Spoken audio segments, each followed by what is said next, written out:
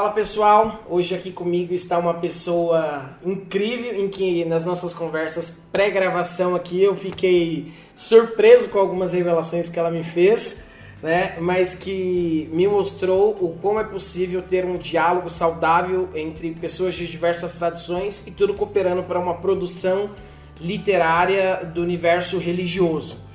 Aqui hoje eu trouxe para entrevistar Marina Correia, eu vou até ler o currículo dela porque é bem extenso.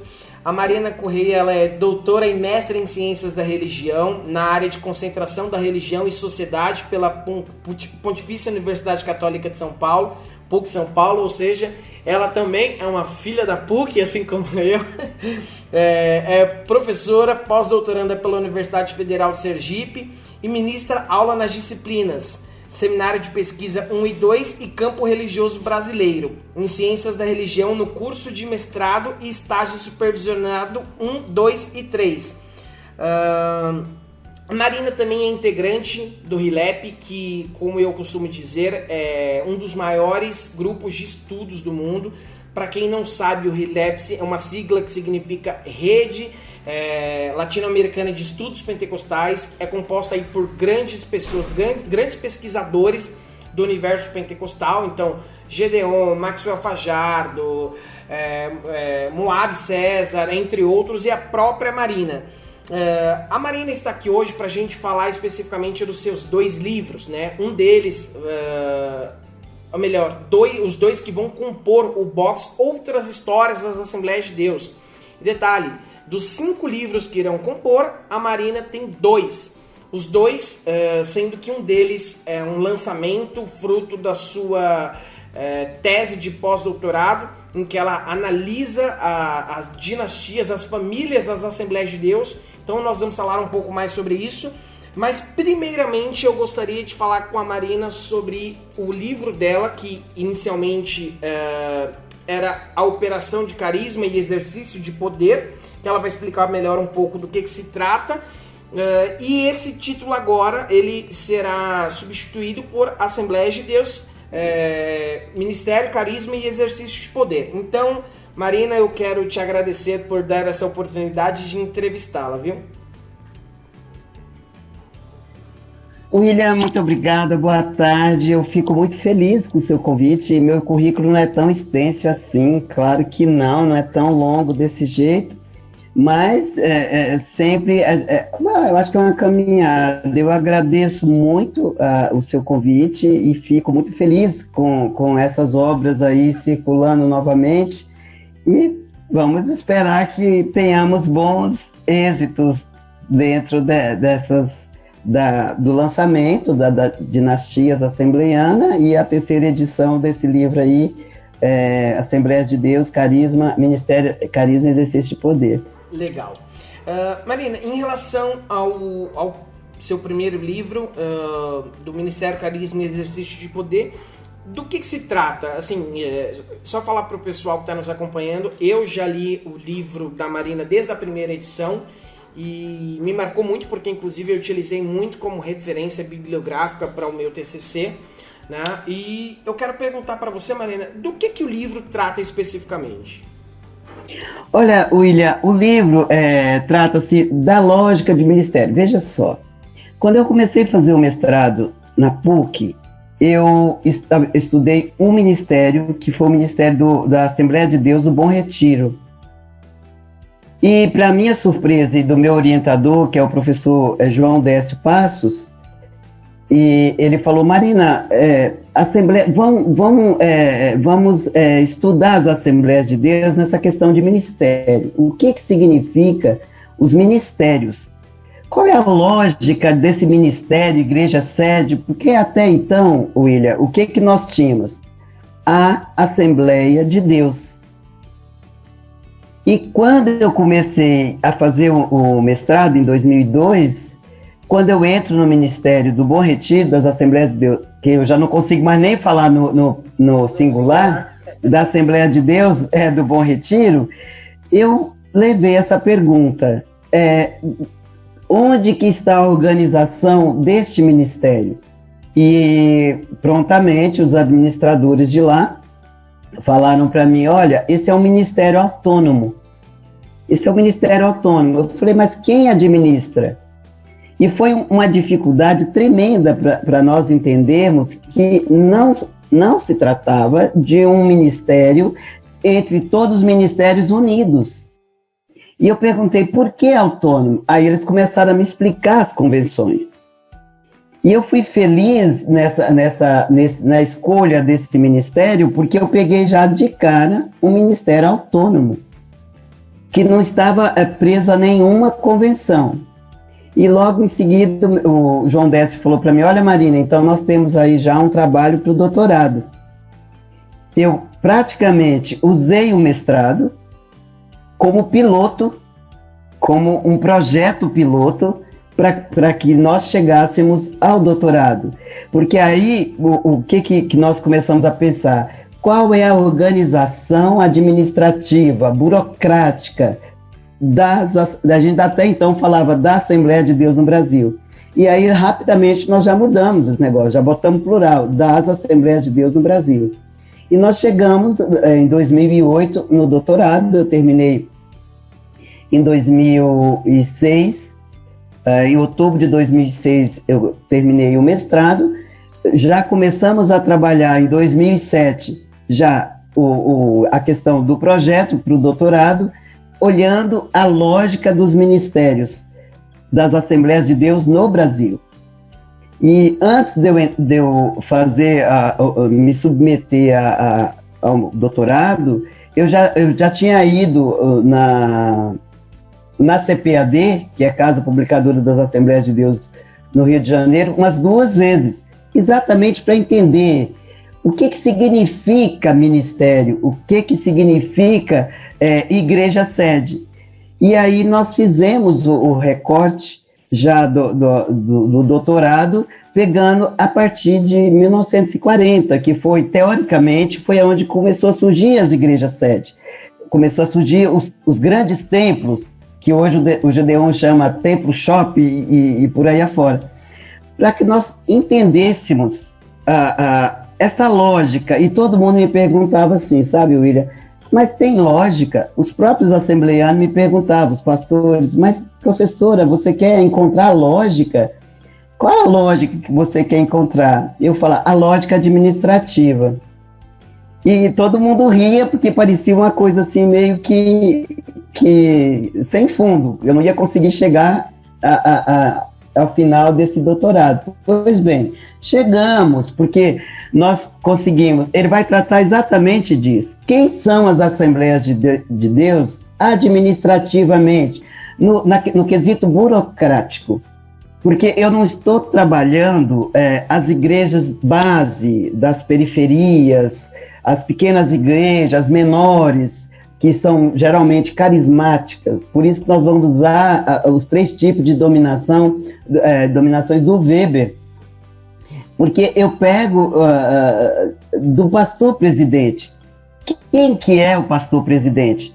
Como que funciona esse ministério? Então nós fizemos um recorte a partir de 1940 e começamos a estudar. Eu parti do princípio das igrejas, dos pastores associados à CGADB, que é a congregação, a Convenção Geral das Assembleias de Deus. A Convenção Geral das Assembleias de Deus, exatamente. Ali foi meu eixo de partida, porque eu só tinha aquilo na formulação, CGADB. Então a gente pensava, CGADB é a única, ela que toma conta de tudo, ela que vai administrar e gerir tudo. E não era. E aí nós fomos descobrindo as cisões, as vertentes, as autônomas, Madureira, Santos. Aí nós fomos descobrindo um ministério atrás do outro. Então, aí foi um trabalho de fôlego. Para você ter uma ideia, eu era gestora de uma universidade aí em São Paulo, que agora eu estou em Aracaju, há mais de 5 anos eu estou aqui, e eu me demiti, para desespero de todos, porque eu falei, eu vou me dedicar a esse doutorado, sabe, com tudo que eu tenho, com as moedas que eu tenho. Já uma mulher madura, já passava dos 40 anos, com certeza, e todo mundo, você é maluca, como que você vai fazer isso? Fiz igual um adolescente, comecei a botar as coisas na mala e comecei a trabalhar, lógico, a família inteira me deu um suporte imenso, e foi aí que nós começamos a entender essa lógica. O que é a lógica? Como funciona administrativamente as Assembleias de Deus. Como eu sou da área do direito e depois da sociologia, no primeiro momento eu só tinha o direito e sou especialista em direito de família. Por isso que às vezes as coisas funcionam. E eu, assim, como o direito é muito burocrático, eu comecei a ler estatutos, a buscar estatutos das igrejas, estatutos das convenções, para entender como eu ia montar todo esse trabalho, o bojo, o núcleo duro desse trabalho. O que é dentro da igreja? Como que esse carisma ganha, como ele se burocratiza, a rotinização do carisma, que o Weber vai dizer, e como que ele gera uma racionalidade. Entendeu? Você está falando de igreja, você está falando do sagrado, e as pessoas perguntavam, mas espera aí, isso existe dentro da igreja? Evidente, porque quando eu comecei a estudar os estatutos da igreja, eu percebi como era o núcleo duro, burocrático, administrativo dessas igrejas, desses ministérios que também podem ser chamados de igreja sede. Porque, olha, veja só, os pastores não estão ligados com as igrejas, as convenções são filiadas a pastores, ministros. Então, assim, não existe a igreja afiliada a uma convenção, mas os pastores que dela fazem parte. Então, olha só que interessante. E aí só foi aumentando o meu trabalho no doutorado, porque não era só uma convenção nacional, tinha as convenções estaduais. Como eu ia fazer a aproximação de uma convenção estadual com o ministério e uma convenção geral? Então, todos me perguntavam, inclusive meu orientador falou, não, então, nacional é que comanda tudo. E a gente começou a perceber que não, que eu fui várias vezes ao Rio de Janeiro conversar com o pastor Israel Araújo, que muito me ajudou, eu agradeço, sou grato a ele pelas conversas que nós tivemos, e ele falava, professora, essa organização não é assim, do jeito que a senhora entende, ela funciona com um jeito mais diferenciado dessa coisa que a senhora está chamando de organização, essa lógica. Essa lógica não existe. Ele falava para mim, mas existe uma lógica, sabe, William? Por quê? Você vai trabalhar com blocos que pertencem às convenções. As convenções estaduais estão ali na rede local, que vão trabalhar juntamente com os ministérios e juntamente com a Convenção Nacional. Que se você olhar, por um lado, as convenções estaduais são muito mais políticas e muito mais forte dentro do processo administrativo do que a Convenção Geral, do que a CGADB, por exemplo, que ela depende dos ministérios, dos pastores, da Convenção Estadual, para que se chegue até elas, a Convenção Nacional. E aí eu percebi, diferentemente de outras convenções, no caso, Madureira, Assembleia de Deus, Ministério Madureira, como classificar o Ministério Madureira dentro já de um universo imenso que eu tinha já dentro da CGADB. Então foi assim, um fôlego que eu não tinha outro trabalho a não ser as Assembleias de Deus. E eu comecei a estudar tudo isso, como que se dá a operação do carisma e do exercício do poder? Ela expressa de modo feliz a dinâmica organizacional atual das Assembleias de Deus no Brasil. Ela tem uma dinâmica, é um arranjo bem-sucedido de uma teologia, que a gente fala que é a unidade e a diversidade regida pelo próprio Espírito Santo, ou seja, pelo carisma. Então você tem uma igreja que nasce carismática, tem um modelo congregacional, a princípio, que foi o Gunnar Wingre e o Daniel Berger, mas não tão congregacional assim. Porque quando eu fui estudar os estatutos e os modelos, que eu trago os modelos organizacional dos outros, pentecostalismo e igrejas presbiteriana, tal, porque eu percebi que a Assembleia de Deus, as Assembleias de Deus flertam com outros modelos, sim, não só o congregacional, entendeu? Então, isso que foi, assim, ao mesmo tempo, dando uma luz aos nossos estudos, aos nossos escritos, mas, ao mesmo tempo, aquilo era uma panela só, quer dizer, um bolo só ali para a gente poder separar item por item e trazer. O que é o poder carismático? Ela nasce carismática, mas ela já tem um modelo já meio que endurecido, porque se você observar nas Assembleias de Deus, ela ficou 18 anos nas mãos dos suecos. Os pastores, os obreiros, naquela época era chamado, eles não tinham nenhuma administração, nenhuma autonomia administrativa. E isso começa a gerar uma certa, uma certa já antipatia dos, vamos dizer assim, um incômodo, seria a melhor palavra, dos obreiros com os suecos. E aí o interessante é que a convenção estadual nasce primeiro do que a convenção geral, que a convenção geral ela só vai surgir em 1930, e que o Gedeon dá uma tipologia muito boa, que primeiro ela nasce do carisma, ela passa pela institucionalização, e em meados de 40, que é o recorte que eu faço, ela burocratiza, ela vira instituições burocratizadas, racionais, e aí o Weber vai dar conta dessa rotinização do carisma. Quando ela se institucionaliza, é o momento mágico das Assembleias de Deus, porque a sede está no Rio de Janeiro, na capital, até então. Ela vem o Levi Petrus, que foi o grande contribuidor das Assembleias de Deus. Eu falo que eu ainda vou fazer um trabalho ainda, William, não sei se eu consegui, que eu creio que as Assembleias de Deus, no início, tem muito mais de Levi Petrus, que sueca ela já é.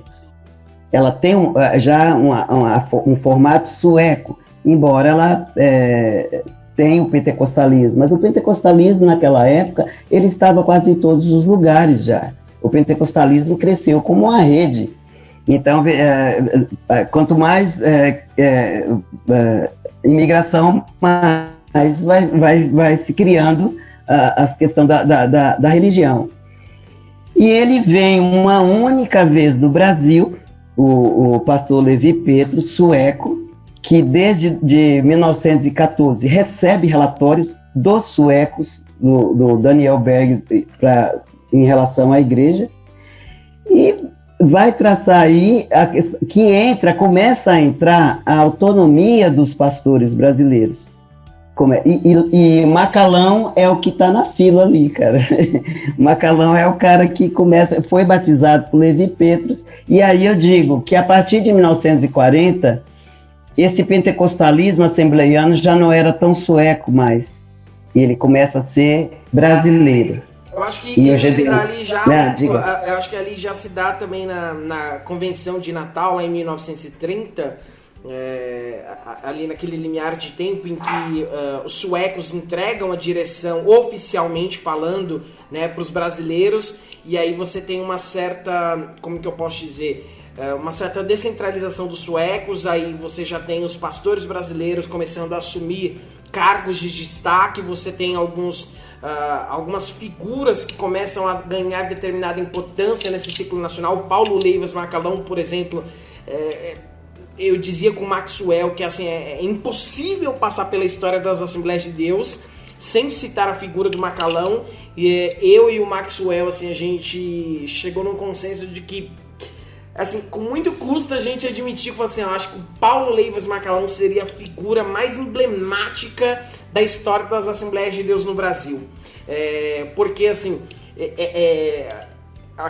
o que se mostra dos relatos, inclusive a gente percebe isso do seu próprio livro, que inicialmente você deixa muito claro que o Paulo Leivas Macalão, ele sai da igreja que era pastoreado pelo Vingre, e ele começa a ir pelos subúrbios, pelas periferias do Rio de Janeiro, e começa a ter um trabalho de evangelização, começa a abrir determinados núcleos, igrejas, etc., até que há um certo estranhamento entre ambos, e você tem aí uma burocratização de Madureira, as igrejas de Madureira sob a liderança de Paulo Leivas Macalão, né? Então acho que ali justo nessa virada de década de 30 para 40, suecos começam a ser meio que deixados de lado, e aí as Assembleias de Deus ganham essa cara brasileira, né? Com a cara do principalmente Paulo Leivas, né?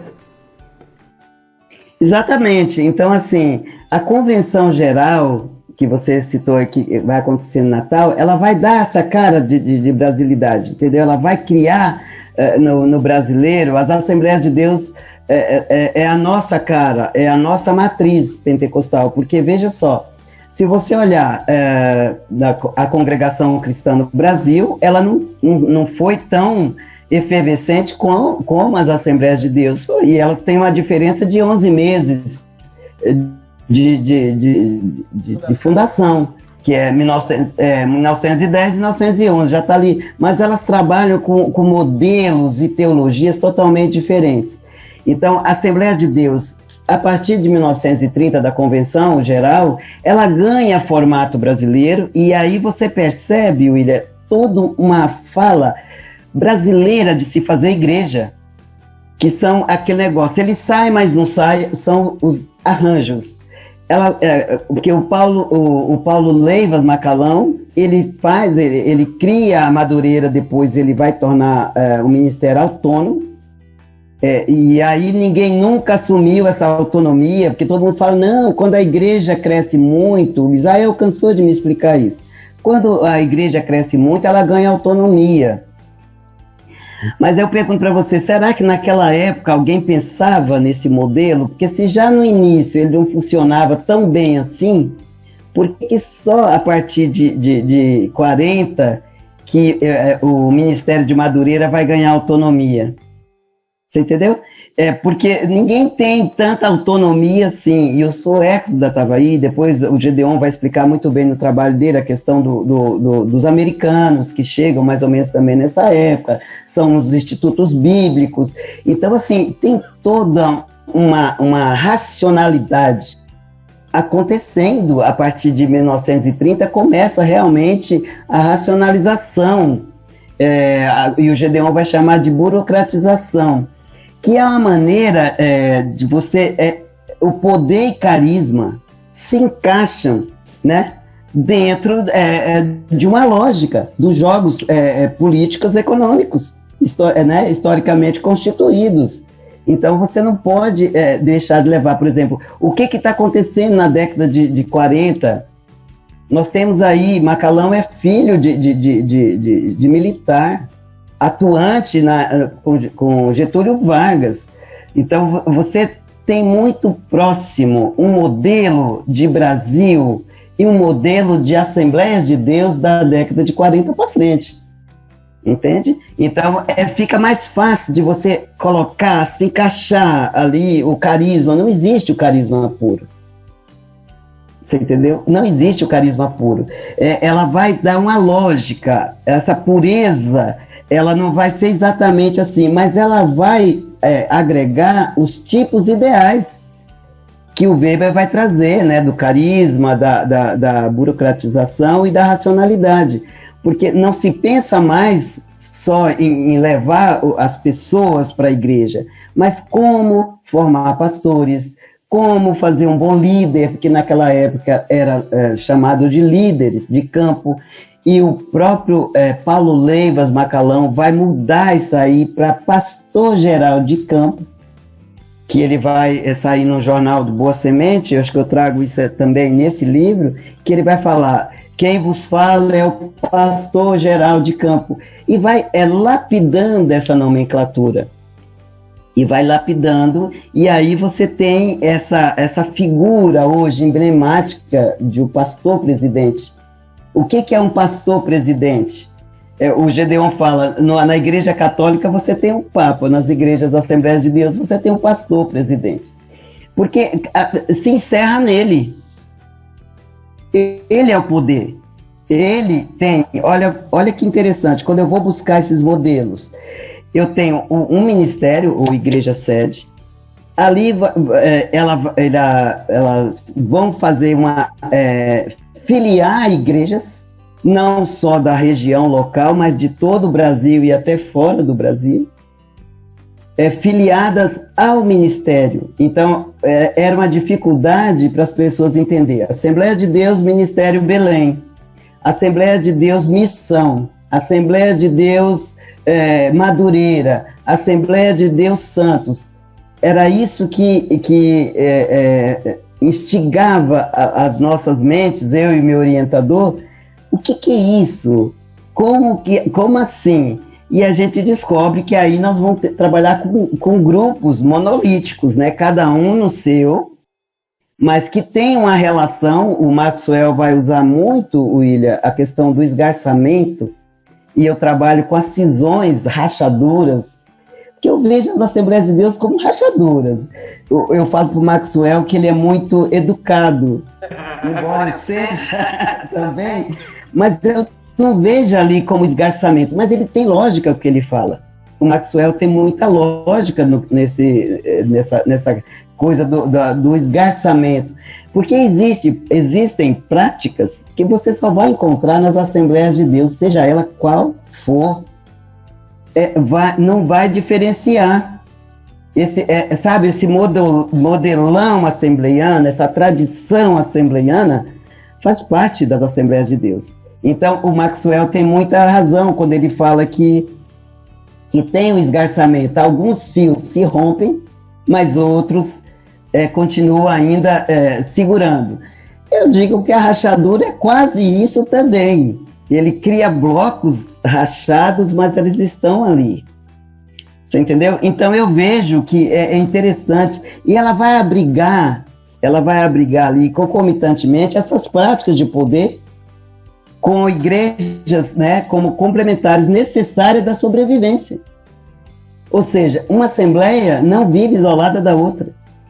Sim. Elas vão agregar, né, a histórica, ideal, religioso, encarnado da história real. Tanto que o mito fundante, ou seja, os fundadores, são os mesmos. Você tem Assembleias de Deus que tem 40 anos, mas qual é o mito fundante? Os suecos, Gunnar Wing e Daniel Berg. Entende? Então, essa é um arranjo fantástico. Traz ali as questões teológicas, não constitui abstração neutras, entendeu? Dessa sem incidência. Existe muita coisa. Então, o Maxwell tá muito certo. O Gedeon fala que vão existir grupos A contra B, contra C, ele vai falar que vai existir ali grupos que vão se filiando, também é verdade. Então, trabalhar com as questões estatutárias das Assembleias de Deus, para mim, foi muito difícil. O direito me ajudou muito, porque é aquela coisa, né, burocrática, que você vai ampliando, você tem que ler o documento, você tem que buscar, tem que provar que isso é assim, essa lógica, como que se dá. Então, ela é, assim, fruto de muitas lógicas, as Assembleias de Deus, de muitas lógicas, tanto que hoje todo mundo briga, mas na hora do poder está todo mundo lá. Todo mundo é Assembleia de Deus. Você entende? Então eu vejo assim, foi difícil, foi difícil. Eu não esperava que o meu trabalho fosse chegar tão longe, de verdade, porque eu pensei, vai ser mais um trabalho, mas eu percebo que teve assim traduziu de certa forma uma organização administrativa. Se alguém não tinha lógica, hoje tem lógica. Eu costumo dizer que tem um autor que ele fala sobre a lógica do caos, né? E eu acho que essa nomenclatura representa muito a Assembleia de Deus, que seria um caos em que você tem diversos blocos, você tem ministérios, etc. Aquela coisa que ninguém sabe muito dizer assim, olha, pertence. Porque, por exemplo, se a gente for falar assim, ó, de igreja católica, tudo bem. Você tem a igreja de diocese XPTO, você tem a igreja de outra diocese, tudo bem. Aí você tem monastérios, você tem uma série de organizações, etc. Mas tudo está sob uma autoridade petrina. Então você tem tudo conectado ao Vaticano, etc. Líder maior, Papa. Agora, nas Assembleias de Deus é uma coisa que você não consegue entender muito bem a quem pertence a coisa toda, né? Tá, mas... quem é que tem autoridade? É o líder da CGADB? É o presidente da CGADB? Não, é o pastor ali do campo e tal? Como que fica essa relação entre igualdade e tal? Pegando por esse eixo aí, Marina, eu gostaria também de te fazer uma outra pergunta, que inicialmente você citou que inclusive os modelos de administração defendido pelos fundadores era um modelo congregacional, uma vez que, advindo da Igreja Batista, e a Batista optou por esse modelo de administração, a gente vai ver que no decorrer do tempo isso foi se perdendo de maneira tal que na teoria seria um modelo congregacional. O Maxwell também, eu acho que ele aborda um pouco disso no livro dele, mas na prática seria quase que próximo ao modelo episcopal, é uma centralização de poder na mão de um contingente, ou mais especificamente de uma figura, né? Então, por exemplo, esse dia eu assistia um vídeo do Silas Malafaia dando uma entrevista, e ele falando de como a igreja dele o via, a igreja dele vendo como líder, e ele diz: eu sou pastor de mais de 700 outros pastores, ou seja, aquele que dizer, dentro da minha igreja eu ocupo uma imagem de poder em que eu estou coordenando 700 pastores e esses 700 coordenam entre outros, tal, ou seja, ele é uma imagem, uma figura de poder, né? Então na mão dele. Você tem uma centralização de poder muitas vezes de quem fica em disciplina e quem não fica, o que é destinado para se fazer com ofertas e o que não faz, enfim, né? Eu quero te perguntar o que você acha, quais são os riscos de um modelo administrativo como esse, em que se dá em torno da figura de uma única pessoa, você tem uma centralização de poder numa pessoa. Quais os riscos que isso oferece para a Assembleia de Deus no Brasil? Olha, falar de risco já é arriscado, né? Já é arriscado. Veja só, William, isso não foi instituído de uma hora para outra. A primeira coisa que nós temos que pensar nas Assembleias de Deus foi uma organização que foi lentamente instituindo o seu curso e mudando a sua história. Às vezes tão sucinto, de certa forma, que quase que quem está desavisado fica tranquilo, fala, perfeito, é isso mesmo, bacana, eu tenho aí, igual o Jornal Nacional, até o Maxwell falou isso aí, olha, hoje foi escolhido o pastor presidente das Assembleias de Deus. Assim, grosso modo, parece que tudo isso é muito legal quando você enxerga na mídia, olha, os pastores das Assembleias de Deus. Agora, quando você acende, como se diz, a luz da pesquisa, quando você permite conhecer um pouco mais disso, eu vejo isso assim, perigoso, porque tudo aquilo que possibilita você ter um mandatário só, isso é um risco. Pro bem ou pro mal, todo mundo vai dizer não, mas que isso? As Assembleias de Deus, hoje o pastor está brigando pela a questão da família, a questão disso, daquilo, porque a gente já cansou de ver isso aí, eu acho que não precisa nem citar. Isso é um risco, que quando você tem uma figura centralizada, que ele é o poder máximo, porque só fazendo uma diferenciação, a Igreja Católica é uma só, em tese. Sim. Porque nós temos várias igrejas católicas dentro do catolicismo. Você entendeu? Mas tem ali algo que não deixa eles falar, eu que mando. Não, tem o Vaticano lá que está lá. Entendeu? Agora, se você pega um ministério, Silas Malafaia, que tem mais de 700 pastores filiados a ele, eu vejo com riscos, porque quando você quer, por meio de propósitos religiosos, modelar uma sociedade, você não está dentro da sociedade do qual ela é, do que está posto. Você está dentro dos seus ideais religiosos, morais, éticos. É o mesmo que a sociedade precisa? Será que isso nós já não estamos assistindo atualmente? Que é esse negócio de não, como diz, não, nós temos que fazer um projeto de lei, as PLs da vida, porque não pode isso, a questão da homofobia, a questão... Então, a gente vai ter várias coisas, não, porque a família brasileira precisa ser defendida. Alguém já perguntou para as famílias brasileiras, qual é o risco que elas estão sofrendo?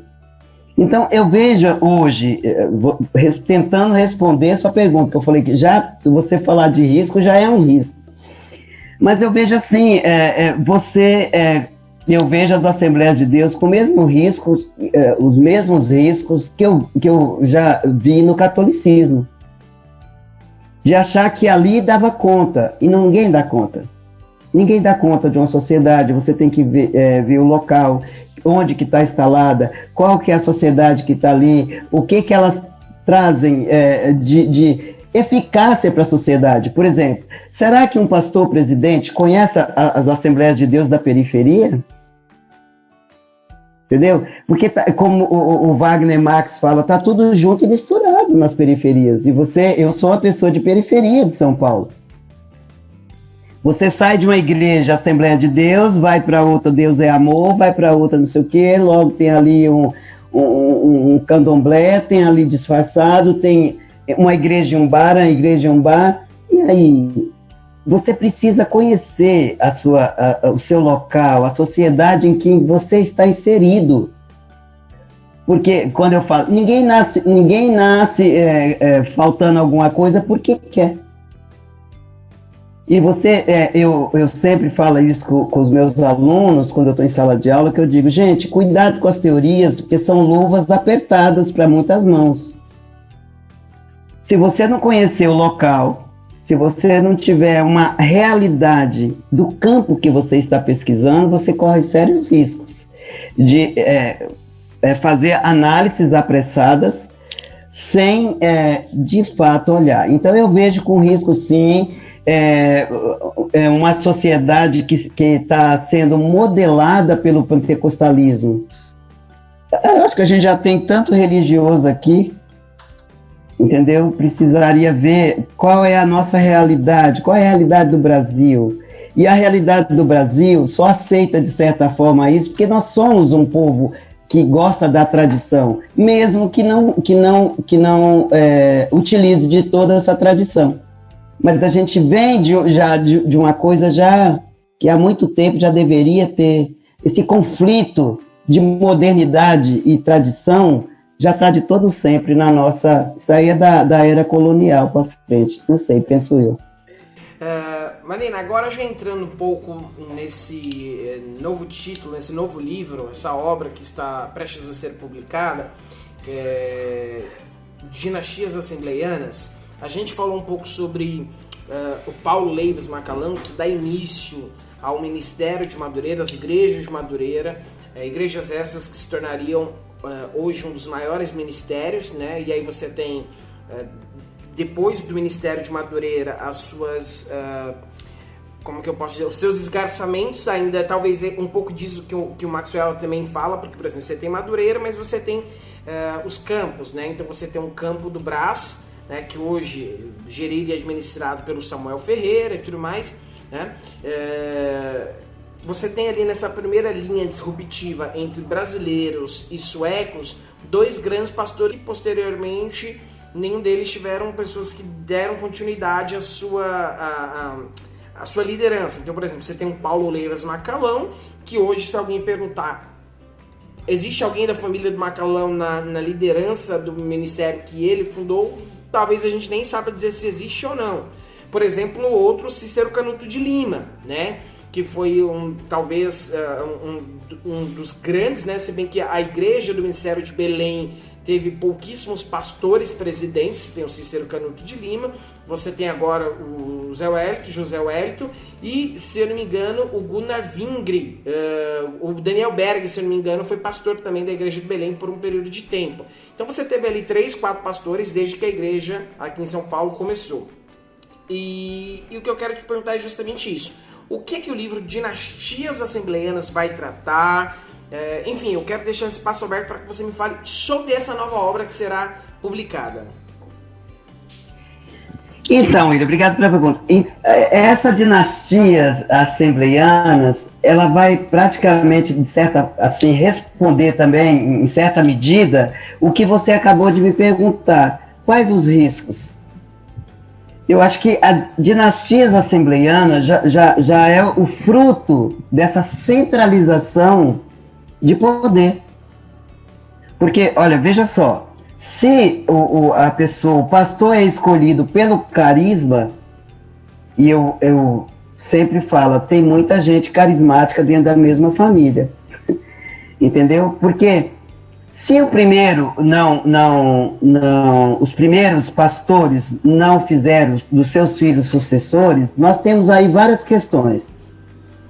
A questão financeira, a questão da época, do rigor, da tradição assembleiana, que não deixava com que os filhos pudessem estudar, não tinha essa facilidade que nós temos hoje. E, ao mesmo tempo, o mercado de trabalho era mais, você entendeu? Você conseguia fazer mais coisa do que hoje. Hoje o trabalho, cada dia que passa, ele fica mais restrito a grupos. Eu sempre brinco assim, você coloca currículo no mundo inteiro e o mundo inteiro não lê o seu currículo, né? Mas, de repente, vem um currículo de cima para baixo, ele se encaixa perfeitamente ali. Então, assim, é o que indica. Então, hoje, tem a questão da facilidade de trabalho. Naquele tempo, os pastores não queriam fazer dos filhos sucessores, porque eles não queriam ser taxados de nepotistas. Hoje, os pastores querem. Os filhos querem, porque hoje a sociedade mudou. Por isso que eu falo para você, essa questão de encaixar uma sociedade no mesmo ponto de vista de uma pessoa é muito perigoso. Porque, veja só, se eu tenho um ministério, eu vou encaixar ali, começo a encaixar meu filho, o meu genro, a minha nora, todo mundo começa a trabalhar dentro desses ministérios. A mesa diretora é farta de famílias trabalhando, e nessa Dinastias Assembleiana que eu estou lançando aí, isso aí eu mostro nas convenções, nas mesas diretoras das convenções, porque você tem filhos ali que seguem carreira ali dentro, e paulatinamente ele vai sendo apresentado, até chegar uma hora que ele assume o ministério. Entendeu? Ele assume porque já é uma coisa natural, todo mundo quer, né? E a membresia aceita. Sim. Entendeu? Oi, pois não? E se espera também, né, que o filho vai vir, tanto é que tem aquele ditado que diz assim, filho de peixe, peixinho é. Então, quando você tem, por exemplo, um pastor que às vezes tem 2, 3 filhos, fica sempre uma expectativa, qual deles dará continuidade a sua obra, qual deles vai ser pastor, né? Exatamente, porque veja só, se antes o cara era trabalho, o cara para ser um pastor, um homem para ser pastor, ele casava cedo, ele ia para os lugares mais distantes de tudo que ele morava, ele tinha a esposa e a mala nas costas para poder seguir, fazer carreira ali, e ficavam anos, entendeu? Trabalhando para conseguir um dia, na expectativa de um dia, é igual a herança, né? De um dia receber a herança dos pais. Se os pais não forem gastão, um dia os filhos têm direito a essa herança. Veja só, quando começa a ter esse poder centralizado, nós começamos a ter aí as dinastias. Os filhos querem, as mães querem, os pais querem e precisam disso. Porque isso aí também é uma questão, né? Eu falo que é as capitanias hereditárias, né? Você vai distribuindo, vai chegando uma hora que o pai sempre será lembrado, porque ele tem ali alguém em quem ele se espelhar. Hoje o ministério tem pastores cantores, pastores acadêmicos, as mulheres que na maioria das vezes não chegaram até pastoras 2017 para Nordeste, Sudeste, Sul, mas no Norte já tem, que é dos irmãos Câmara, já tem ordenação de pastora. Olha, o que acontece? Os irmãos Câmara já tem essa ordenação. Já tem, porque também não é uma questão ingênua, não é uma decisão ingênua. Eu participei disso aí.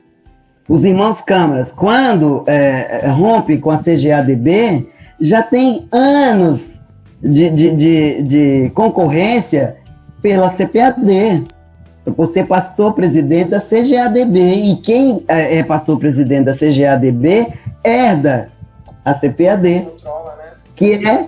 que é a jovem rica da CGADB, porque é uma das melhores e maiores editoras que nós temos hoje no Brasil. Quando ele rompe, ele tem ali, e eu participei disso aí, porque eu estava no congresso em Manaus, ele tem uma mesa do Ministério Feminino, que as mulheres vão buscar essa fala, que nós, mulheres, não sei o quê, e o Samuel Câmara falou, vocês nunca tiveram, porque vocês nunca pediram. Quem sabe, se vocês fizerem esse pedido, vocês não conseguem. Eu fui uma das elaboradoras da carta, junto com as mulheres assembleianas de Manaus, que me honra muito. Aquelas mulheres são verdadeiras mulheres de trabalho, de fibra. Entendeu? Se ele tinha uma estratégia para romper com a CGADB, as mulheres tinham uma tática de chegar ao poder também, ser ordenada pastora. E esse é o próximo trabalho que eu vou fazer de pós-doutorado com a Sandra Duarte. Por isso que eu falei para você, eu terminei um pós-doc, estou no outro pós-doc, só isso. Você entendeu? Então, veja só, essas funções vão se armazenando dentro de um ministério só. Eu não posso pegar esse ministério de anos, que eu começo numa tabela que o Gedeon fez de levantamento dos pastores que eles ficaram nos campos. Eles não podem chegar, de repente, e transferir para outra pessoa que não é da consanguinidade. Então, eu vou imediatamente criar aí, usar o direito de família, do qual eu estudei e hoje eu sou muito agradecido ao direito por isso, que vai criar vertentes, linhas sucessórias. E eu usei exatamente as sucessões do direito civil, que é a linha reta, a linha colateral e linha por afinidades. Quem são os afins pela lei? Os genros, as noras, então os cunhados, são tudo parentes na linha da afinidade, que isso aí está no Código Civil brasileiro. Então eu digo que foi muito mais fácil para esses grupos, esses monopólios, vamos dizer aí, de dinastias, né? Fazer com que a família, fizesse com que a família estivesse no mesmo local e tomando conta do seu investimento. Porque como eu saio do meu igreja sede e vou viver de aposentadoria no tempo de hoje? Não, a coisa é muito mais política, econômico. Então, por isso que eu falo que esse carisma que foi lá de trás, ele vai sendo associado lentamente às questões econômico-políticas. E quem sobe as rampas hoje do Congresso, da rampa do Congresso hoje? Os pastores. No passado foi a Igreja Católica. Hoje nós temos os pastores. E quem fortalece esse grupo? Se não for parentes, se não for um aliado de você ali dentro, se você é um pastor presidente, você vai buscar quem para ser seu aliado? Você não tem como fazer com que cada um, William, pensa diferente do outro. As cabeças são muitas. E o poder também é muito. É muito. Então, muito mais fácil um pastor criar seus sucessores, formar os seus sucessores, do que buscar sucessores de fora. Para isso existem as negociações, que eu trago nas sucessões, nas questões das sucessões. Olha, tem alguém que seria o meu sucessor, mas eu ofereço para ele, eu negocio com ele outras igrejas, para que meu filho fique no ministério, para que meu neto fique no ministério. E geralmente, um pastor presidente, ele tem alguém na área da política. Se você colocar aí o pastor José Wellington Bezerra, ele tem filhos na política. Ah, Marina, mas peraí, o Covas também tem filho na política. Sim, mas é um cargo, é um serviço. Entendeu? Nós estamos falando de um invisível e o visível. E aí eu vejo que nós, respondendo mais de perto a pergunta que você me fez, as dinastias assembleianas é o resultado desse poder monopolizado na mão de um pastor só. Perfeito. Você poderia antecipar ou dizer algumas das famílias que você analisa no seu livro? Olha, eu fiz assim, por amostragem, peguei os grandes ministérios. Eu peguei o Silas Malafaia, o pastor, eu falo, família Santos e Malafaia, porque o pastor, o sogro dele passou o ministério para ele. O pai do Silas Malafaia passou o pastorado para o neto, que é o Silas Malafaia filho, que é filho do Malafaia.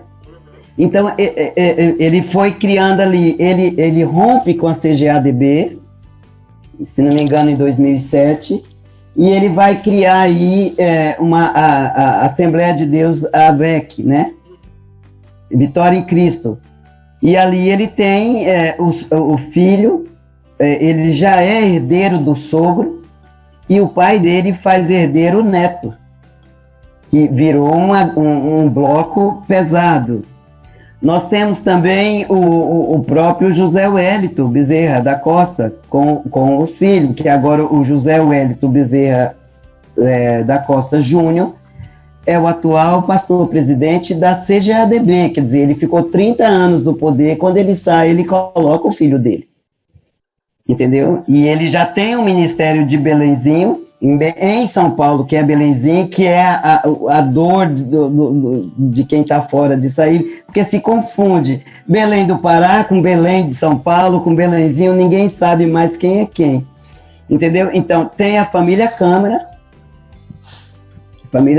que nós temos um pastor, o Silas Câmara, que está no Acre, nós temos o Jonatas Câmara, que está em Manaus, Amazonas, e o Samuel Câmara, que está em Belém. E a rede deles vai para todo o Brasil, para fora do Brasil.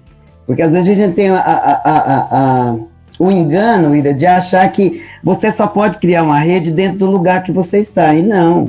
As Assembleias de Deus têm um espaço totalmente livre. Eu posso estar aqui dentro da igreja do Samuel Câmara, da CADB, e eu estou em Aracaju. Quer dizer, o irmão Câmara, e tem também a família Manuel Ferreira, a família Ferreira.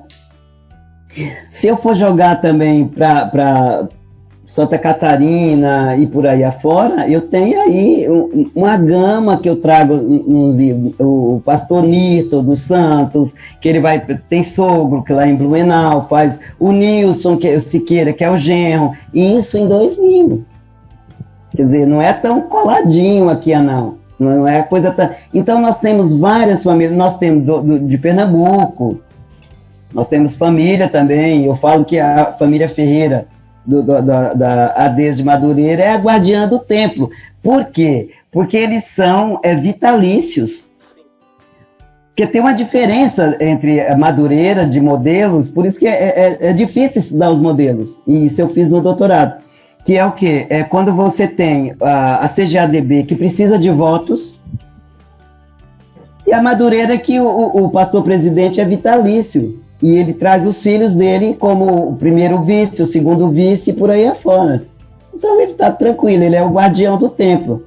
Então, se eu fosse citar aqui, eu tenho N pessoas que você pode falar, olha, isso faz parte. Isso não faz. E geralmente tem uma convenção e uma editora e as faculdades. E tudo está agregado a uma família. Essas famílias vão trabalhando nesse modelo. Então, está aí a centralização do poder. A dinastia está aí.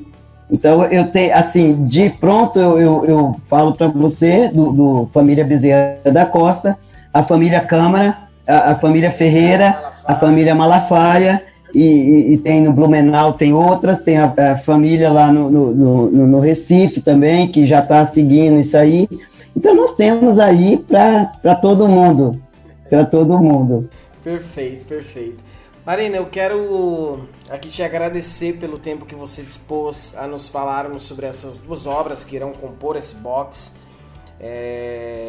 Assim, pessoal, vocês veem o esforço da pesquisadora em compreender esse caos assembleiano, né? Essa complexidade toda para poder apresentar ao leitor algo em que se torne palpável ou algo compreensível de analisar como que se dá essa lógica de poder dentro das Assembleias de Deus, né?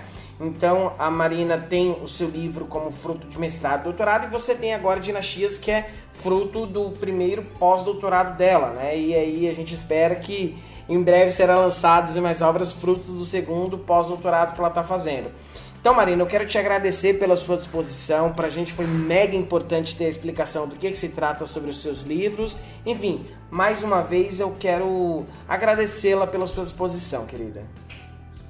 Eu que fico feliz e te agradeço, Ilha, pela oportunidade. Eu espero que eu tenha conseguido explicar um pouquinho, falar das Assembleias de Deus. Não é muito fácil, parece que é bem facinho, porque você está falando de uma denominação. Nós estamos falando de um campo de várias denominações assembleianas. Tanto que no censo de 2010 nós tínhamos mais de 12 milhões de membros.